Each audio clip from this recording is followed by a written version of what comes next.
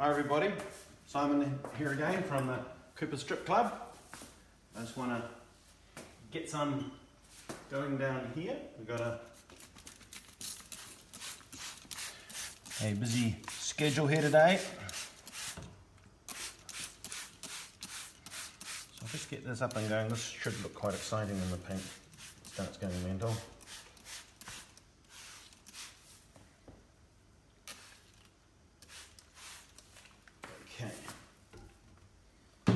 So, if we look at what we're doing here today, we're stripping part of this bungalow window.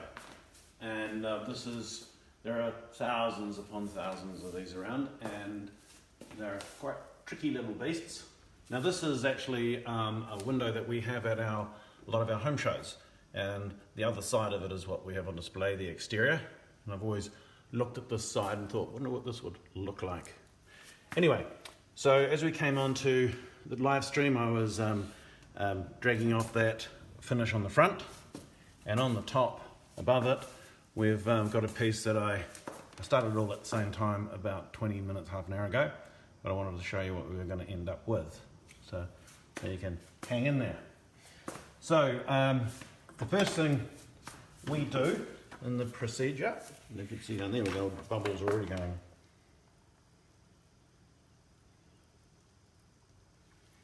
So, pretty cool. So, part one, strip what's on the surface.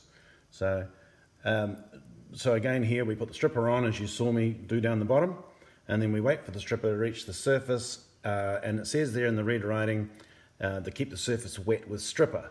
So I haven't done that yet down there. So what I'll do is as it's absorbing in, but we've already reached a point here where what's the point of putting more stripper on when you've got these big blisters? And so what we actually want to do, it says here, again in the red writing, remove large blisters if they appear, and then reapply stripper if required. You see this last coat of white paint that was put on, you can see it's peeling it. It was so badly put on. This is a real classic lead up to a house sale where the owner slaps a coat of white paint on, puts it on the market, and then the poor schmuck that buys it suddenly finds they've got a really bad paint job. But that just seems to be what people do. Anyway, what happens is the stripper goes through the white paint and it suddenly breaks away and peels, and this is what's happening down the bottom here. So we need to take that off. Otherwise we're just wasting the product if we were to put it on. Now, you've seen this probably a few times. This is our 4-edge blade. It's because it's got 4 edges, too long, too short. And what I'm going to do is just quickly drag off that bubbly stuff.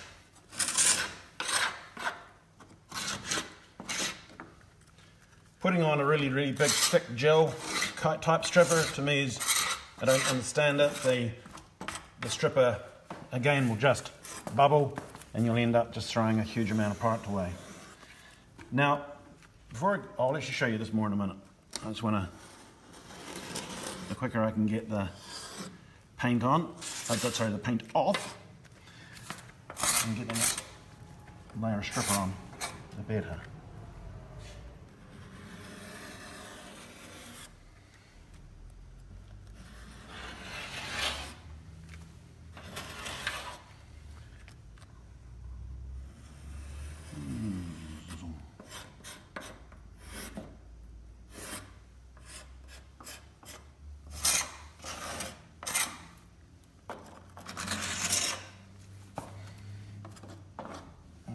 So, zap on some more strip.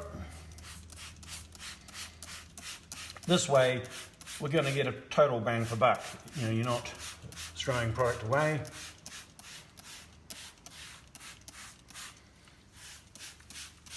If the paint hadn't been blistering, we would have just kept it wet with the stripper until it hit the wood. But this is pretty classic stuff.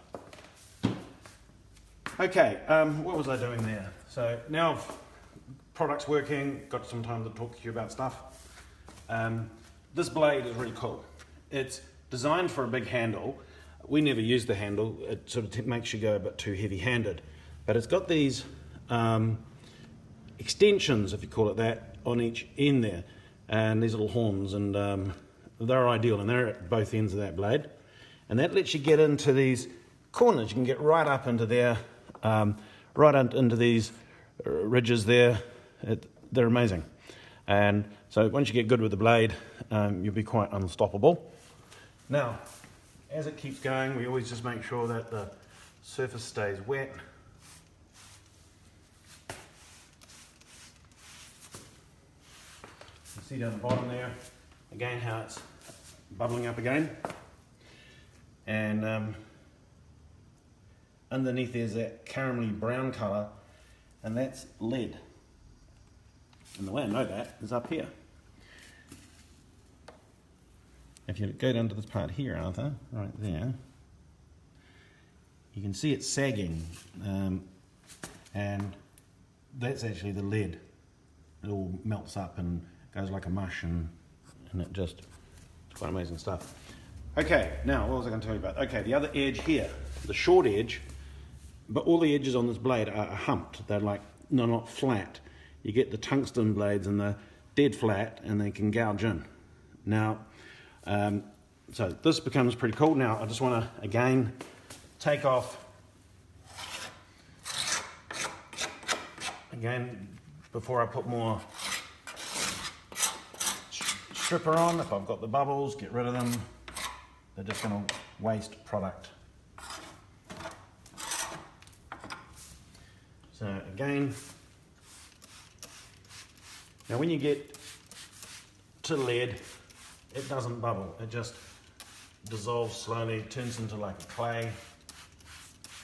So it's better to do 3 or 4 light coats than one big heavy coat that'll run and that you waste product.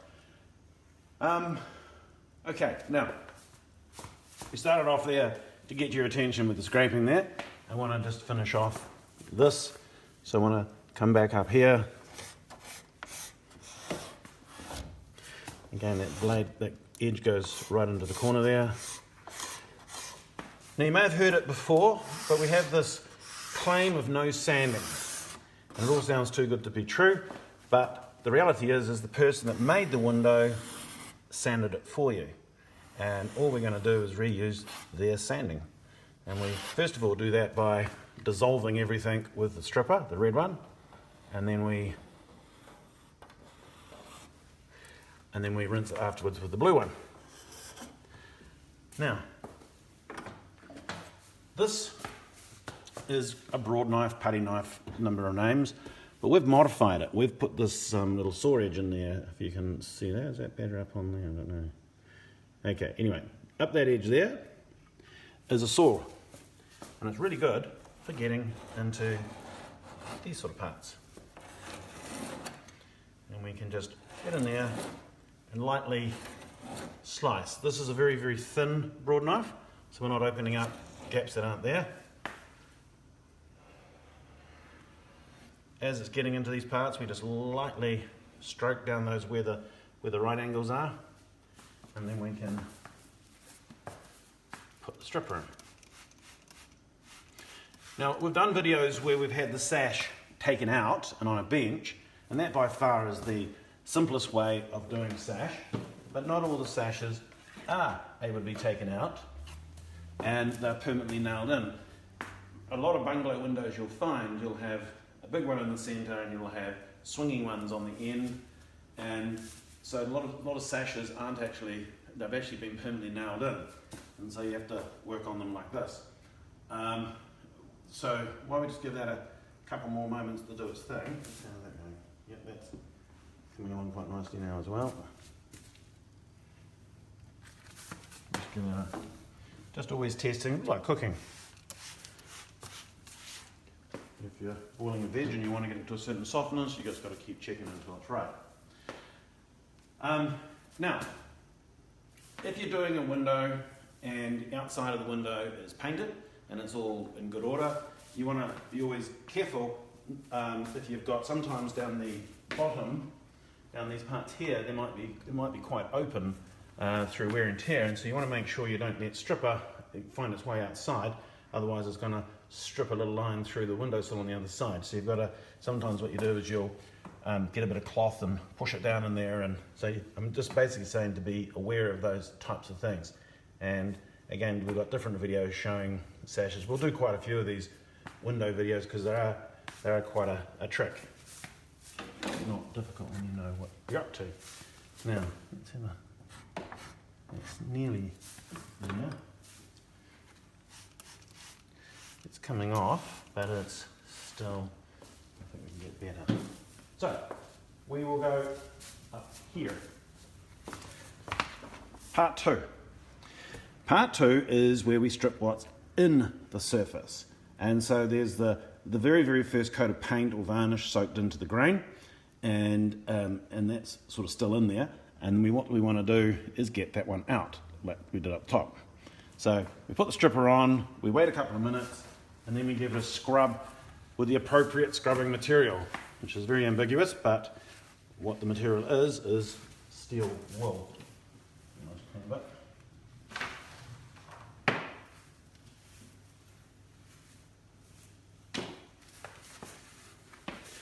So, that's wet with stripper, so let's just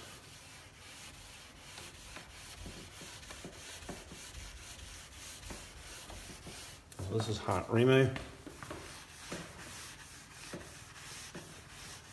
Now the bungalow, the word originally comes from India, I believe, but where it really got huge fame in our end of the woods is from the Californian bungalow. There was a style that came in after the villas, and the villas were these big grandiose casement sashes and things, and the Californian bungalow was a simpler house but real stylish.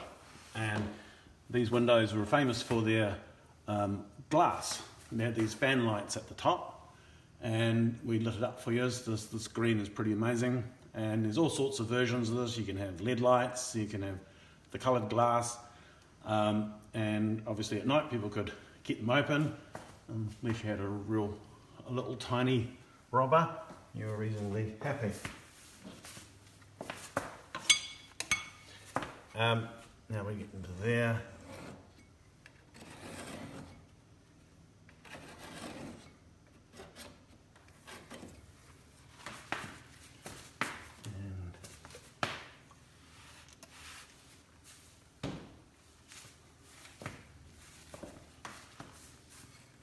Little trick, get steel wool, put it over the gap, get the blade, that little storage, and look how it just drags all that stuff out.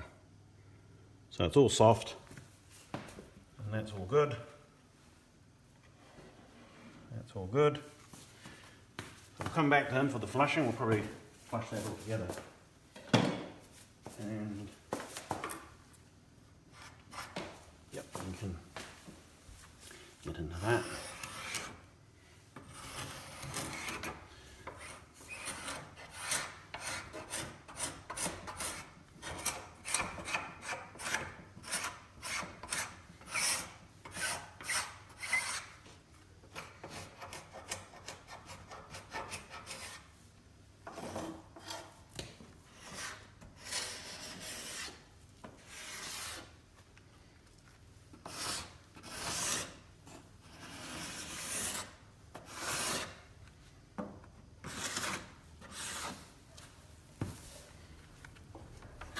So with the blade, just to give you a little tip, I grip onto it, and you got these cool rubbery gloves, and you grip onto the blade, I put it there, and I just put a tiny bit of pressure with the other hand, and then just lightly drag it.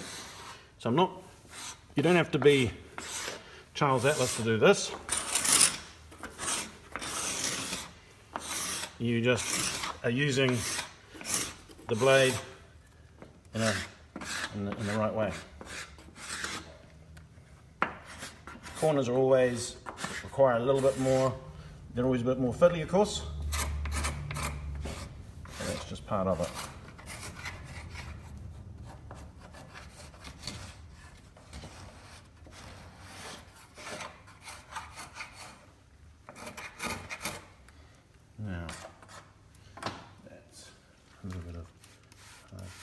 felt.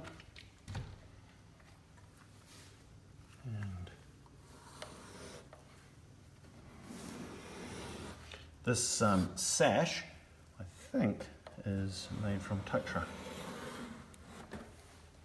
Often you'll find the sashes are made from cedar in these bungalows, and the contrasting woods look quite nice.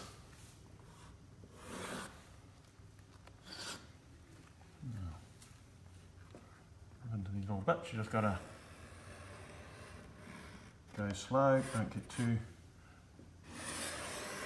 carried away, you've got to, otherwise you end up slipping. You can imagine if you had a big handle on it, it'd be just really difficult to handle it. Now, and this here, just wet that up.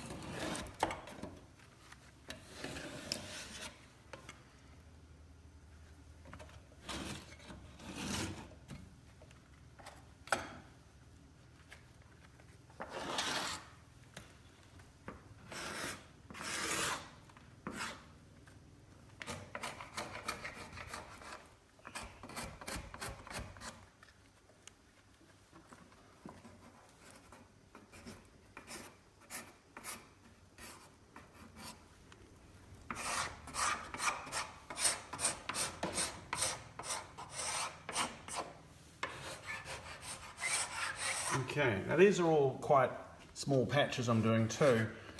When you're doing a real job, once you get the hang of it all, you can do, like, you can stretch it out and out and out. You can end up doing a whole sash at a time. If you find that's a little overwhelming, then you just cut it back to an amount that you're happy with.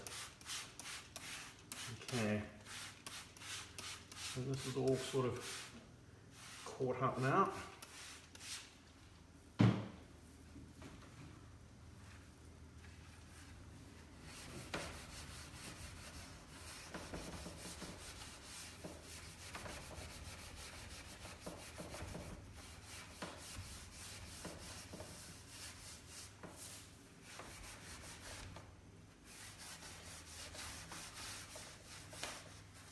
This sash here I'm working on was once an opening sash, but when I turned it into display, I made it permanently closed, so it suits my purpose today of a window that's permanently closed.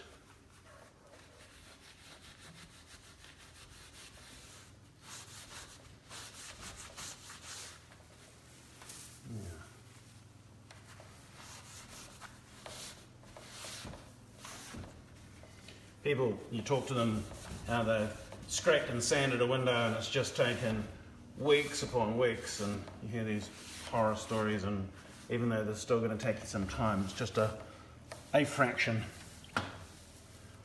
of that. Okay. So leave that there. We'll just give it a little bit more of a puff. I just think it needs a teeny bit more.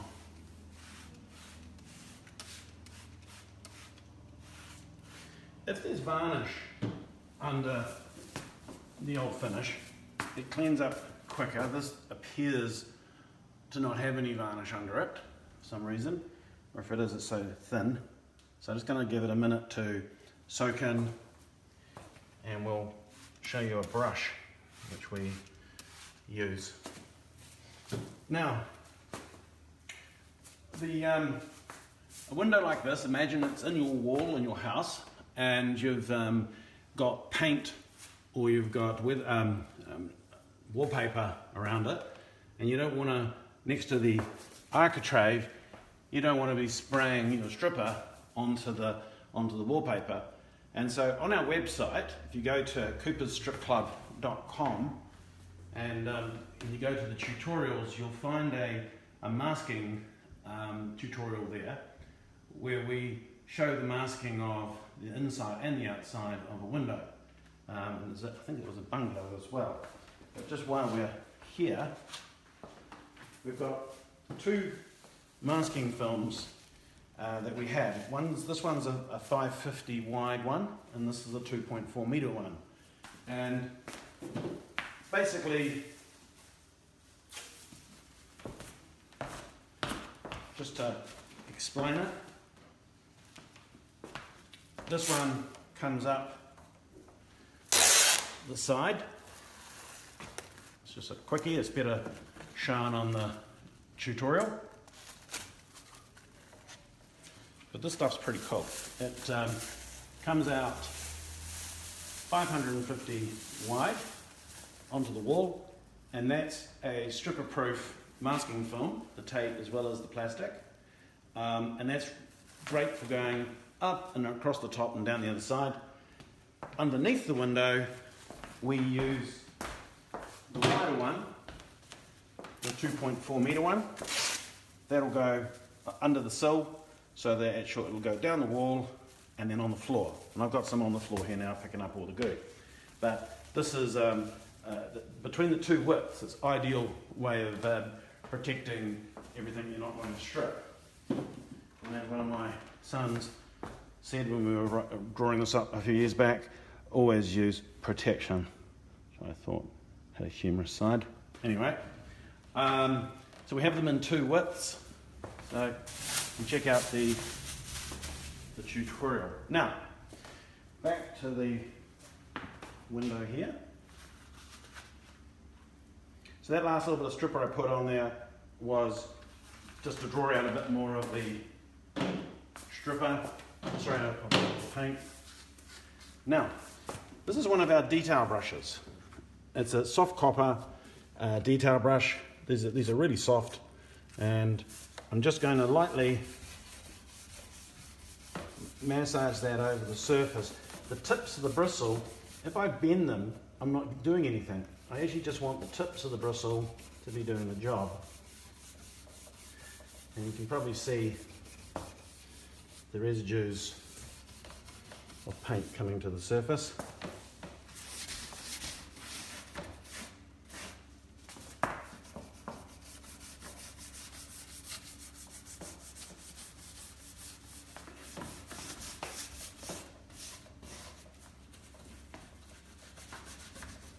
These methods I'm showing you here, it doesn't matter what sort of window you're doing. If you find you've got extra paint in the grain, you go back, you put some more stripper on, and away she goes. The stripper is really, really thin. We make it thin so it absorbs. It's really good for getting rid of stain pigment, paint pigment. And the stripper's virtually pH neutral, which basically means it's not acid or alkali, and so you're not going to be bleaching, furring the wood. And you can see all that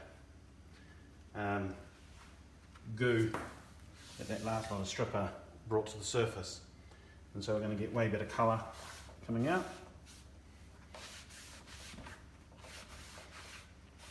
Now we've been getting more photos coming in, which is really good, of projects, things that people want to do, and that's really brilliant. That's what we're about. You know, what Coopers is about is teaching people how to restore,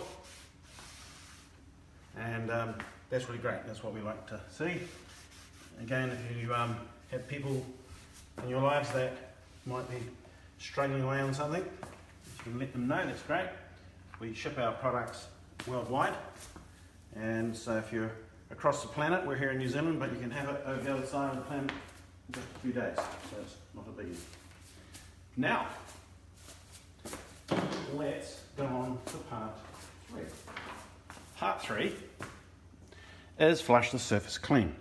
So you see that part 1 and 2 are both coloured red, and the third one's blue.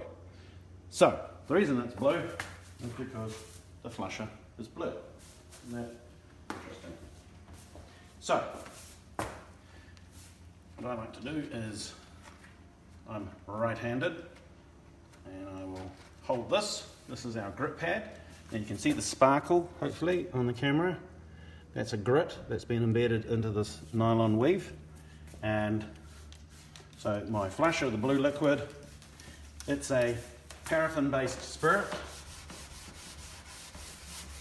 and its job is to dilute the residues and give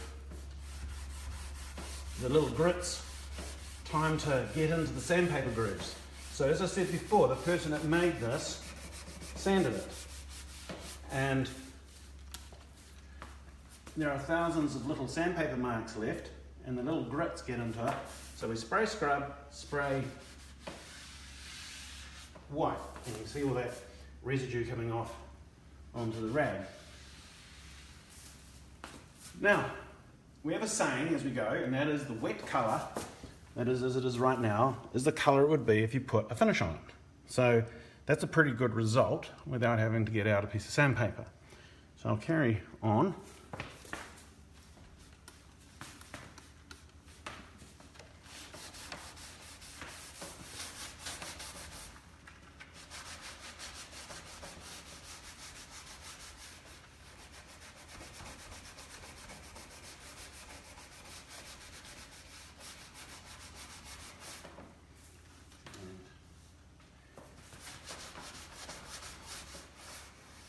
And with an old window, it's had, no doubt, a hard life, especially this window, being carried around New Zealand for a fair few shows.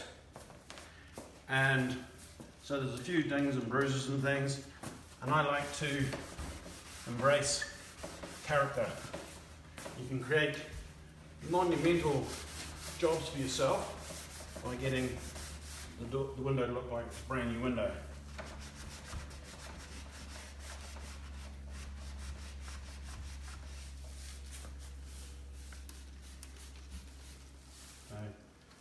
You can fall in love with the character of a few pieces of history. I always wonder on a floor when you see a stiletto mark whose shoe it was and what was going on that day. Okay. Now windows are interesting. The condensation comes down, sits on this horizontal piece here of the sash, and it's not unusual to get to this point and find a lot of mould there or something. In this case, we're all good. It's not had that problem, but often you'll find yours will have a blackening. And so what you do, if that was the case, is at this point you find a nice clean corner of the pad, you put a bit more flusher on, and you give it a bigger scrub. Now this time you are moving some of the fibres, and you'll get rid of those marks. So again we come back to the wet look is the finish look. So just keep looking at the wood as you go and decide when you're happy with it. And that's all there. And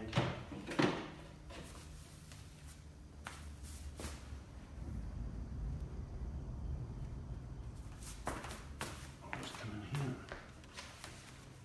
So I've got my rag around the blade. You see that great slab of paint coming out. And that, often people will ask you, how did you get it out of those grooves?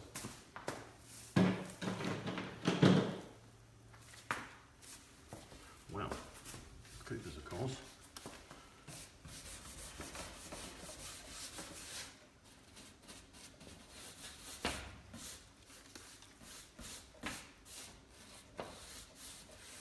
I've picked a bigger sample today than I do lots of the days.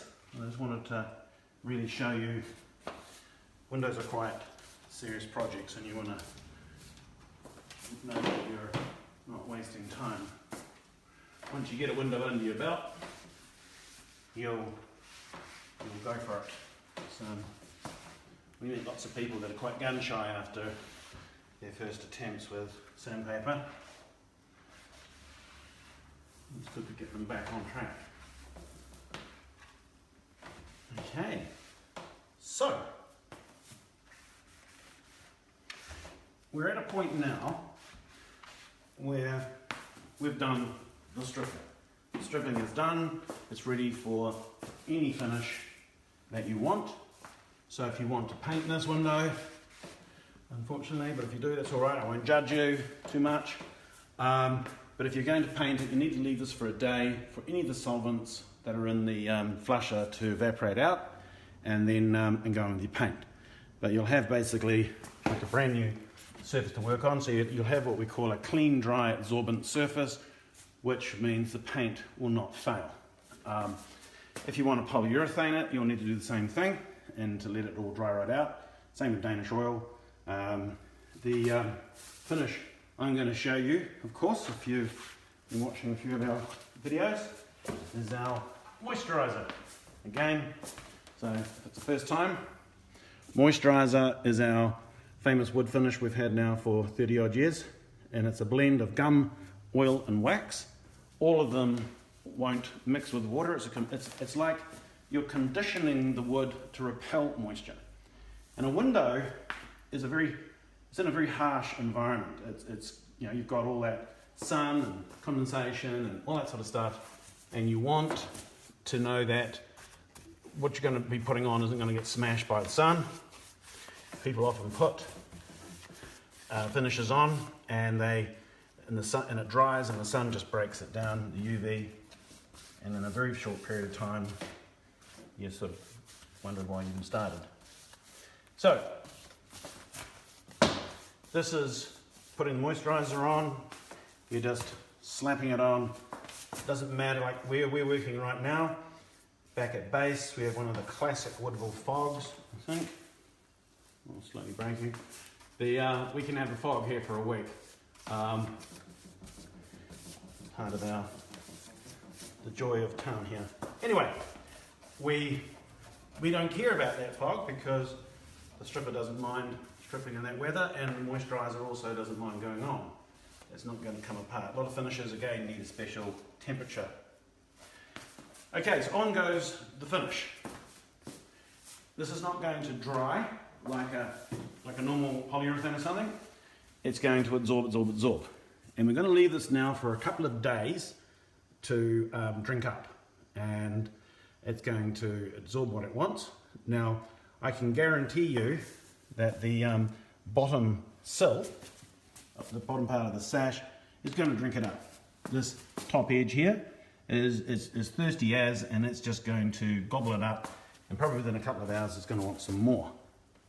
Now you may have noticed over here there's a few little marks, and the word character is a very personal thing. So some people might look at that white and go, hey, that's cool, that's all right, that's just what it was. And other people might not be able to handle it in the slightest. And there's a few marks along here. So I'm going to show you a wood filling technique. And we do it at this point. We don't do it before we put the finish on. We put it once the finish is on, because that tells us what it's going to look like. So this one here, for instance, you get something like a dart or something sharp and pointy, and you carefully just pick out the finish, the old putty. Okay, and there's another one lurking. What about that one there?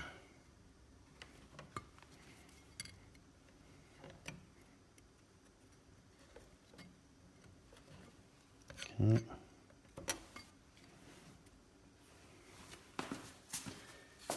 And there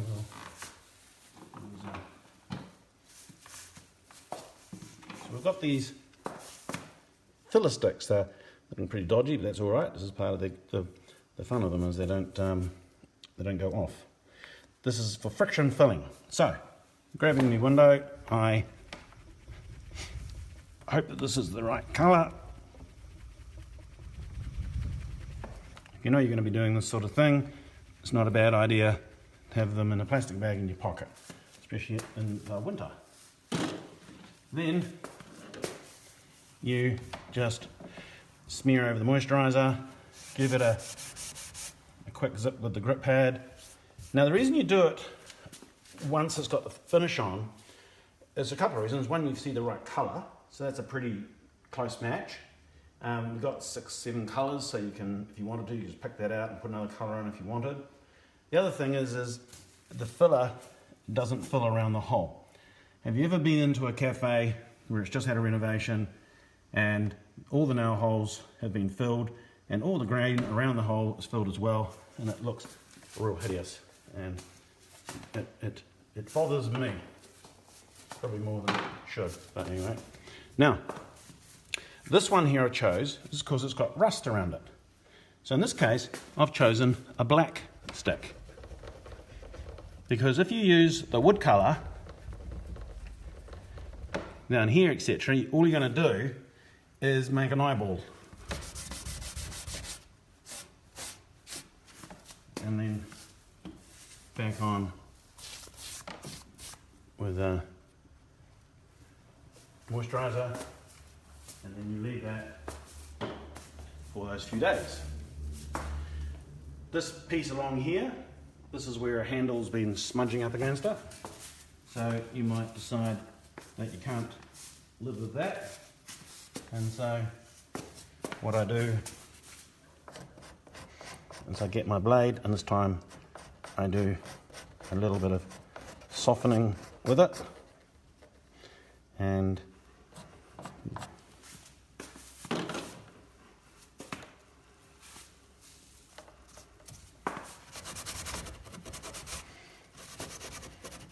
you can decide on, I mean, repairs are a personal thing. I personally once would have made everything perfect. I used to make reproduction furniture and everything was absolutely perfect. But then years later I realised I was wasting a lot of time because a few dings and dongs look great. Okay. Now that top there is interesting. You can see there after the absorption. So that's just had like what, 5 minutes. And hopefully you can see on camera there the level of moisturiser that wood's drinking in. And all you would do is when you come back the next day, you would just be slapping more on top. The colour of this, we were doing a Kauri serving tray the other day, and it was amazing over the course of the next day or two just how the colours just came screaming out, and they just look amazing. Okay, now, a few days later, like I say 2 days, but it could be 2 weeks. You may not be able to get back to the project till the following weekend. You're restoring on the weekend and earning moolah during the week. So the next weekend, if you're happy that it's not